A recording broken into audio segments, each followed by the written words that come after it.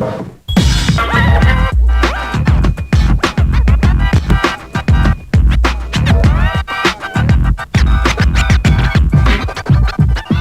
Europe, we've seen over the past couple of years, turntables now outsell guitars, and that trend is also now here. So every day I see more and more DJs coming in. They all want to get hooked up with.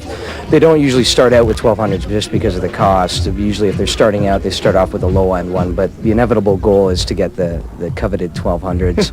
Now the DJ market has come back big time, because 5-6 years ago it was completely died, but now it's almost the DJ wants nothing but 1200, so the sales are growing leaps and bounds. What would you say percentage-wise from, say, 95 to now?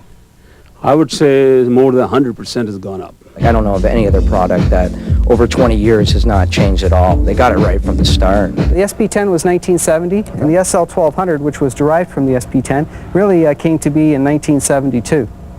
Okay, so that's a very early history on it. I don't think a lot of people realize these have been around like 27 years. Oh, I know. And basically, this is the longest running Technics product without a change.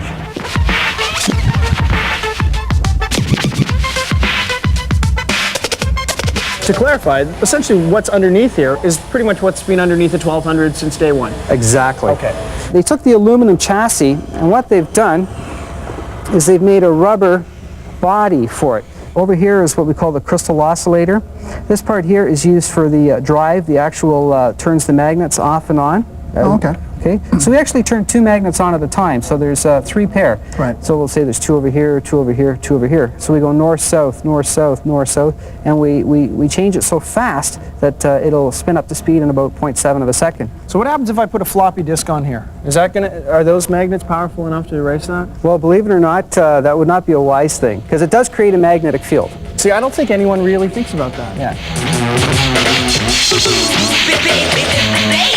At least half the DJs, if not 80% of the DJs that I know that use the turntable, they never know how to set this Oh, up it's actually properly. really easy. Depending on the cartridge you want to use, you would adjust the weight appropriately. So in this case, that would be 1.5 grams. The anti-skating, if you have your weight set for 1.5 grams for tracking, you set your anti-skating the same way. You just dial it into 1.5. It should be equal. Really? Yeah, okay. It should be equal. Wow. Now, things you could have learned so easily and just never bothered to ask. What this is for is to raise the height, the entire height of the arm once it's parallel. Okay. Because if you build this surface up, you got to raise the actual tone arm. Where's that? I got turntables and a microphone. Where's that? I got turntables and a microphone. Jesse, we've got 3 turntables here at the government in the main room. Is this sort of all of them? No, actually we have up to 19 turntables at one time. 19? 6 different rooms of sound. Most DJs around the world, professional DJs, will not use any other product. It's really that standard, from club to club, worldwide. Absolutely. I know that you could put these things through a heck of a lot of abuse. You can, the bearing will withstand my weight. Oh yeah? Yeah. Okay, let's put one on the floor and see if it'll withstand my weight. Okay. When you step on a turntable, this is not something that you should do at home. Whoa! Wow.